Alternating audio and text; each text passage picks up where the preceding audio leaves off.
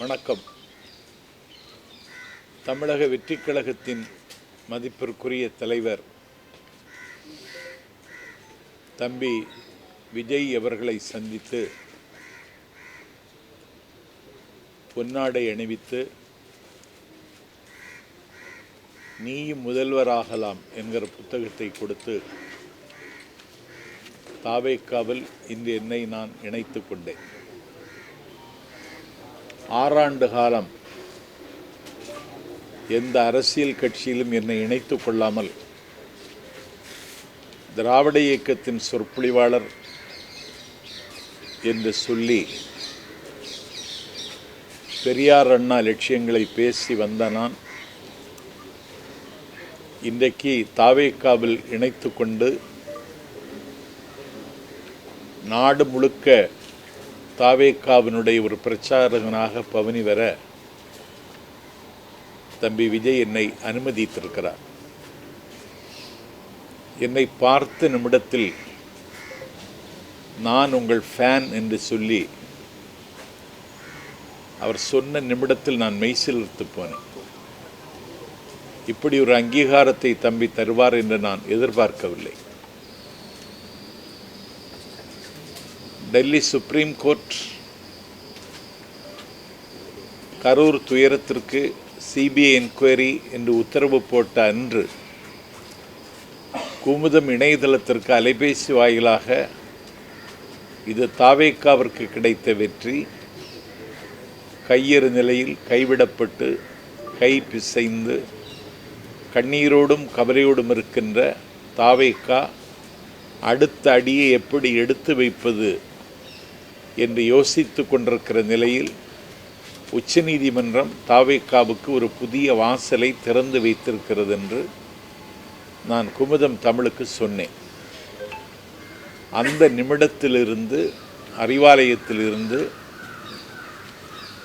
எனக்கு காது கொடுத்து கேட்க முடியாத அளவிற்கு வசை சொற்களால் என்னை வசை மாறி பொழிந்தார்கள். தொடர்ந்து 5 நாட்கள் தஞ்சை மாவட்டத்தில் சுற்றுப்பயணத்திற்கு ஒத்துக்கொண்டிருந்தேன். அந்த நிகழ்ச்சியை ரத்து செய்தார்கள்.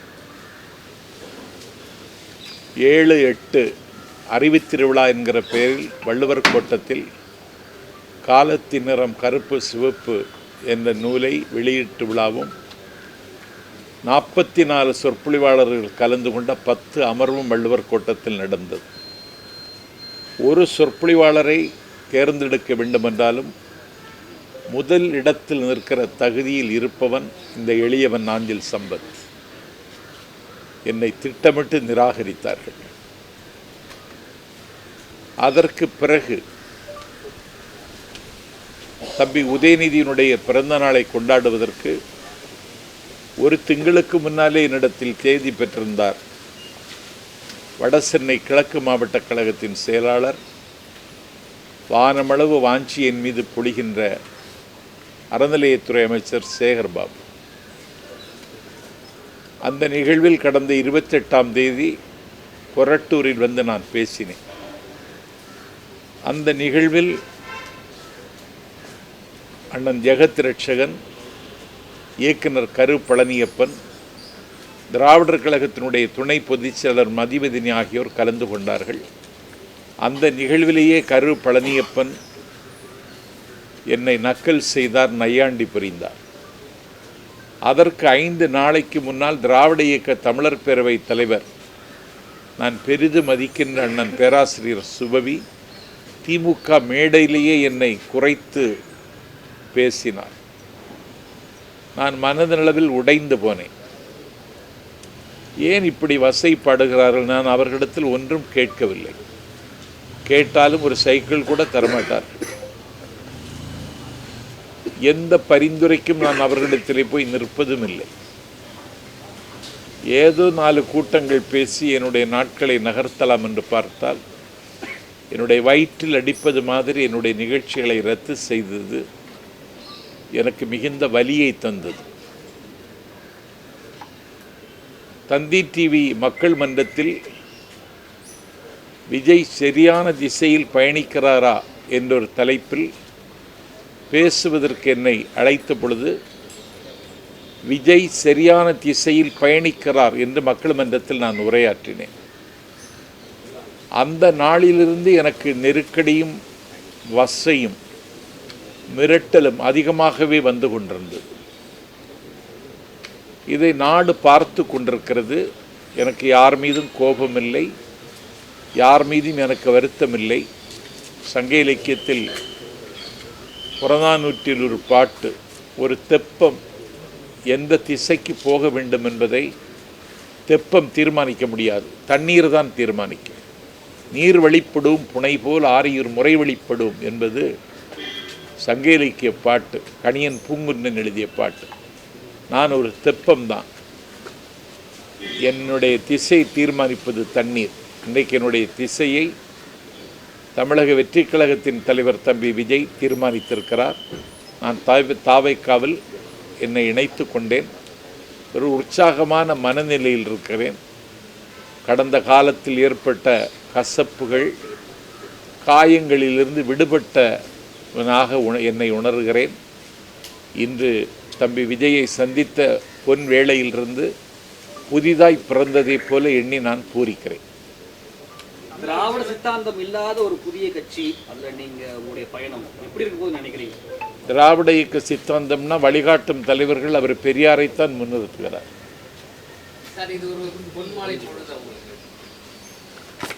அதை விட அதிகமாக ஏதாவது இருக்கா? அப்படி ஒரு பொழுது. ஏன்னா அவர் பெரியாரைத்தான் முன்னிறுத்துகிறார். பெரியாருக்கு காவி உடுத்தி, காவி சாயம் பூசி, பெரியாரை பேசக்கூடாதென்று சங்கிகள் அரசியல் அதிகாரத்தோடு தமிழ்நாட்டில் அழிச்சாட்டியம் செய்கிற காலத்தில் புதிதாக தொடங்கிய ஒரு அமைப்பிற்கு வழிகாட்டும் தலைவர், கொள்கை தலைவர் என்று பெரியாரை தம்பி விஜய் முன்னிறுத்தினார்.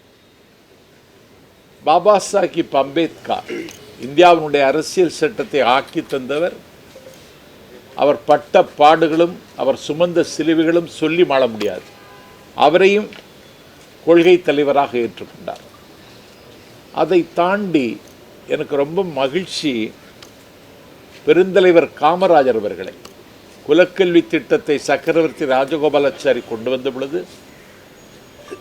6000 பள்ளிகளை அன்னை தமிழகத்தில் திறந்து 9 ஆண்டு காலம் இந்தியாவின் விடுதலைக்காக சிறையிருந்து 9 ஆண்டு காலம் தமிழ்நாட்டின் முதலமைச்சராக இருந்து த காமராஜ் பிளான், நேரு ஒப்புக்கொண்ட அந்த பிளானை தந்த, இந்தியாவில் 2 பிரதமர்களை தீர்மானித்த கிங் மேக்கர் காமராஜரையும் கொள்கை தலைவராக ஏற்றுக்கொண்டார். கை குழந்தையோடு விடுதலை போராட்டத்தில் கராகரத்துக்கு சென்ற அஞ்சலை அம்மாளையும், இந்தியாவினுடைய விடுதலை போரில் முத்துவிடகநாதர் என்கிற தன்னுடைய மணாளன், சிவகங்கை சீமையின் மன்னன், காளையார் கோவில் என்கிற கானப்பேல் சிவன் கோவிலில் பட்ட பகலில் கொல்லப்பட்ட பொழுது மாலை சூட்டிய மணாளன் இறந்து விட்டான் என்ற ஈர செய்தி கேட்டு கோவிலுக்கு நேராக சென்று கொல்லப்பட்டு கிடக்கிற முத்துவிடகநாதர் என்கிற மணாளனுடைய அந்த இரத்தத்தை நெற்றியில் பூசி விருப்பாட்சி வரைக்கும் நடந்தார் வேலு நாச்சியார். அன்றைக்கு ஹைதர் அலி 4000 போர் வீரர்களை கொடுத்து விருப்பாட்சியிலிருந்து சிவகங்கை வந்து வெள்ளை ஏகாதிபத்தியத்தினுடைய 6 கால்களை வெட்டி சாய்த்து சிவகங்கை மீட்ட வேலு நாச்சியாரையும் அவர் கொள்கை தலைவராக ஏற்றுக்கொண்டிருக்கிறார். இப்பொழுது அவர் பிரச்சாரம் என்று சொல்லி வீதிக்கு வருகிற பொழுது 1967 நிலத்திமிங்கலங்கள், பண்ணை பிரபுக்கள், ஆலையரசர்கள் கையில் இருந்த காங்கிரஸ் ஆட்சிக்கு முடிவு எழுதிய அறிஞர் அண்ணாவையும் 1977 ஆட்சி மாற்றத்திற்கு அகரம் எழுதிய மக்கள் திலகம் எம்ஜிஆரையும் அவர் அடையாளப்படுத்துகிறார். ஆகவே தமிழ்நாட்டில் என்னை பொறுத்தவரையில் பேசுவதற்கு நிறைய செய்திகள் இருக்கிறது. இனிமேல் பரபரப்பாக இருக்கு.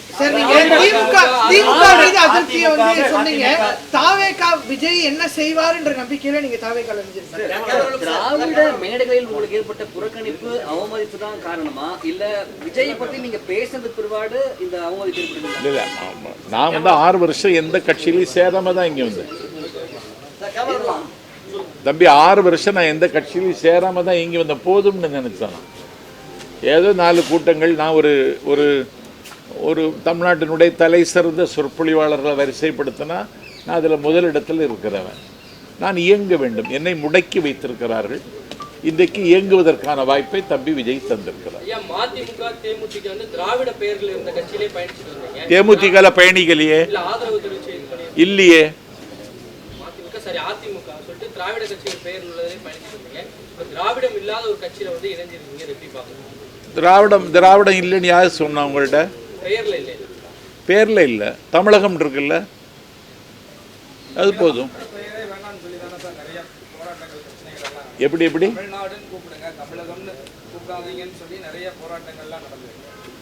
அவர் கட்சிக்கு தமிழக வெற்றி கழகம்னு பேர் வச்சிருக்காரு. தமிழ்நாட்டில் ஒரு குழப்பம் இருக்கு, திராவிட தேசியம் வேறு தமிழ் தேசியம் வேறுன்னு. அதெல்லாம் கிடையாது. தமிழ் தேசியமும் திராவிட தேசியமும் ஒன்று தான். திராவிட இயக்கத்தினுடைய நீட்சியாகத்தான் நான் தம்பி விஜயை பார்க்கிறேன். விஜய் என்ன மாற்றத்தை கொண்டு வருவார்? மாற்றாக விஜய் கிட்ட நீங்க என்ன மாற்றத்தை கண்டுட்டீங்க?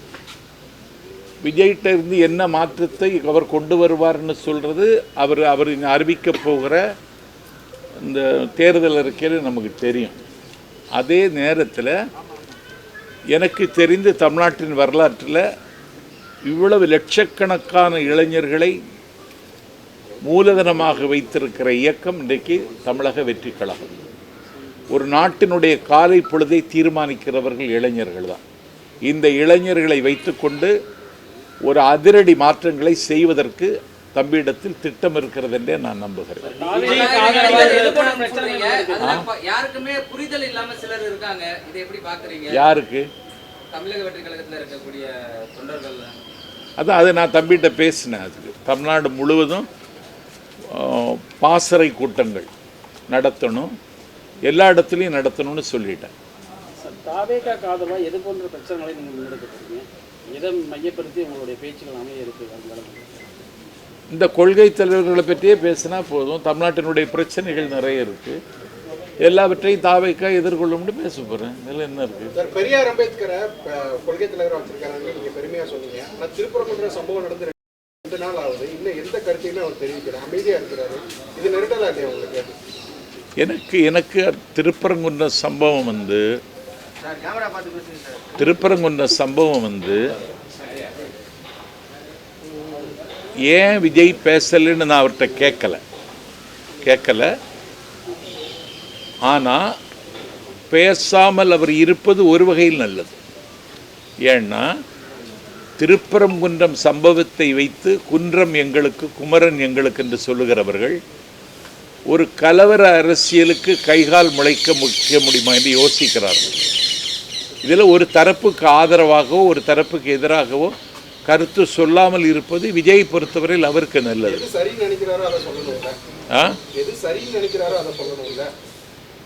எது சரி, அமைதியாக இருப்பது ஒரு வகையில் நல்லதுன்னு நான் நினைக்கிறேன். ஆமாம், இல்லை கொள்கை எதிரின்னு அவர் சொல்லிட்டாரு. அதில் அவர் காம்ப்ரமைஸ் ஒன்றும் ஆகுதுன்னு மாதிரி நான் நினைக்கல. நான் அவர்கிட்ட கேட்டேன், நீங்கள் பிஜேபிக்கு கூட ஒரு இணக்கமான போக்கு இருப்பதாக சொல்லுகிறார்கள்னு. அப்படி ஒன்றும் இல்லை. அதிகாரத்தில் இருக்கிற கட்சி தேர்தல் இங்கே நடக்க போகுது, அதனால் இதை கூர்மையாக விமர்சிக்கிறேன். அதற்கு நேரம் வரும்பொழுது பார்த்து கொள்ளலாம். சார், கடந்த மாதம் வந்து திராவிட வெற்றி கழகத்தில் வந்து தொடக்க கால கவுண்டர்கிட்ட தொடங்கி வச்சிங்க. இப்போ இங்கே வந்து ஜாயின் பண்ணியிருக்கீங்க, அங்கேயே சேர்ந்துருக்கலாம்ல நீங்கள்?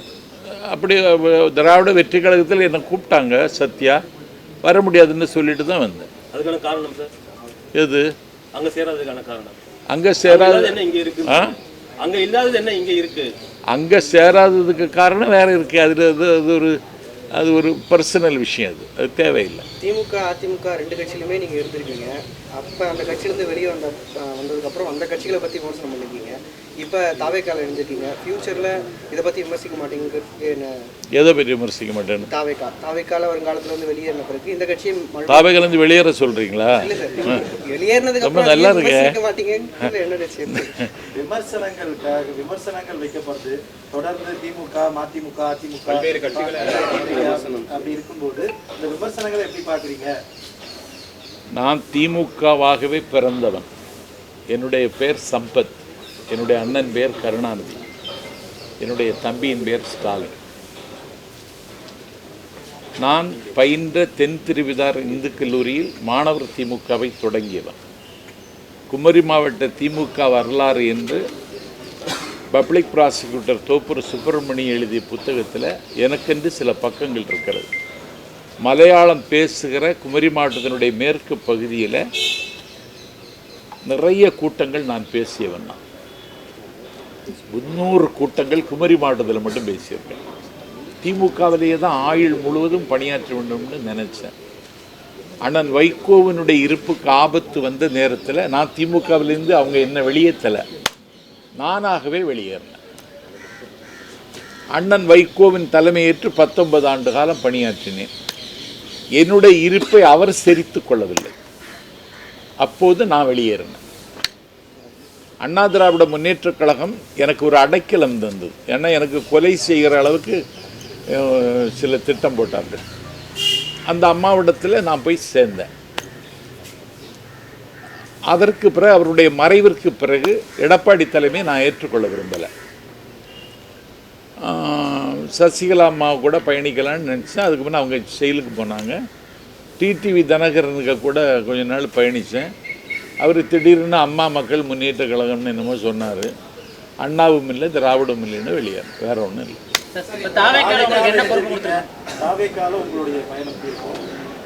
என்ன பொறுப்பு நான் பிரச்சாரம் செய்யணும், எனக்கு வேற ஒன்றும் இல்லை. என்னுடைய பயணத்தை நான் பிரச்சாரம் செய்தே வாழ்ந்தவன். அந்த வாய்ப்பு எனக்கு தரணும்னு தம்பிகிட்ட கேட்டேன். சரி, இப்போ மதிமுக திமுக அப்படின்னு சொல்லி கட்சி மாறிக்கிட்டே இருக்கீங்க. நான் மாறலையே, அதுதானே இப்போ சொல்லிட்டு இருந்தேன் மாறலைன்னு. நான் கட்சி மாறல தம்பி. அதான் இன்னைக்கு இணைந்திருக்கேன்னு சொன்னேன். 6 வருடத்துக்கு பிறகு ஒரு கட்சியில் இணைந்திருக்கேன்னு சொன்னேன். அடுத்தடுத்து மாறிக்கிட்டே வர்றது தானே நம்ம எடுத்துக்கிற முடியும். இது இணைந்தது அப்படின்னு எப்படி எடுத்துக்கிறது? இணைந்தது தான், மாறலையே. எப்படி எடுத்துக்கிறதுன்னு எங்களுக்கு புரியல. நான் இன்னைக்கு தாவேக்காவில் இணைந்திருக்கிறேன்.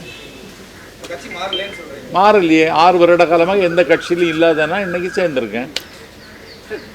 ஆரிய எதிர்ப்பு சனாதன எதிர்ப்பு பண்ற அளவுக்கு தாவேகாவுக்கிட்டையும் விஜய்கிட்டையும் வல்லமை இருக்குன்னு நினைப்பீங்களா? ஏன்னா 70 ஆண்டு கால வரலாறு திராவிட வரலாறு தெரிஞ்சவர் நீங்க. ஆமா, புதுசா ஒரு கட்சி தொடங்கிய ஒரு நடிகர் விஜய், அவருக்கு வந்துட்டு பாஜக மாதிரி ஒரு சனாதன எதிர்ப்பு மாதிரி சித்தாந்தங்கள்லாம் எதிர்க்க நினைக்கிறீங்களா? எனக்கு தெரிஞ்சு ஒரே நேரத்தில் 2 பவர் செக்டர் ஸ்டேட் அண்ட் சென்ட்ரலில் அவர் கேள்வி கேட்கிறார். கொள்கை எதிரின்னு டெல்லி எஜமானர்களையும் அரசியல் எதிரின்னு தமிழ்நாட்டில் அதிகாரத்தில் இருக்கிற திமுகவையும் ஒரே நேரத்தில் எதிர்க்கிறார். இந்த துணிச்சலே நான் பாராட்டுறேன். எதிர்க்கிறாரு, ஆனால் கேள்வி கேட்கறது இல்லையே, மௌனம் காக்குறாரு நிறைய விஷயத்தில். ஏன் கேட்குறாருன்னு அவர்கிட்ட கேட்கணும், நீங்கள் என்கிட்ட கேட்கக்கூடாது. நான் இன்னைக்கு தானே சேர்ந்துருக்கேன். கேட்டு சொல்லுங்கள். பல்வேறு விமர்சனங்கள் இருக்குது. கொள்கையில் என்னன்னு தெளிவு பெறல அப்படிங்கிற மாதிரி விமர்சனம்.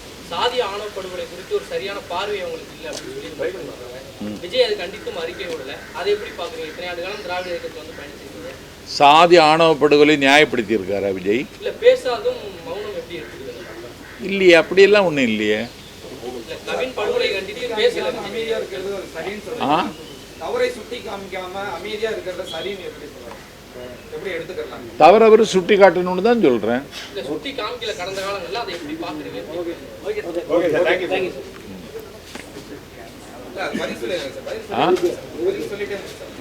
சொல்லுங்க. அதான் கடந்த காலையிலேயே சுட்டி காமிக்கல, அதை இப்ப எப்படி பாக்குறீங்க? தாவேக்கால இணைஞ்சிருக்கீங்கல்ல? தாவேக்காவில் நான் இன்னைக்கு தான் இணைந்திருக்கேன். முதல் இரவே இன்னும் வரல. அதுக்கு முன்னே இப்படியெல்லாம் கேள்வி கேட்காதீங்க.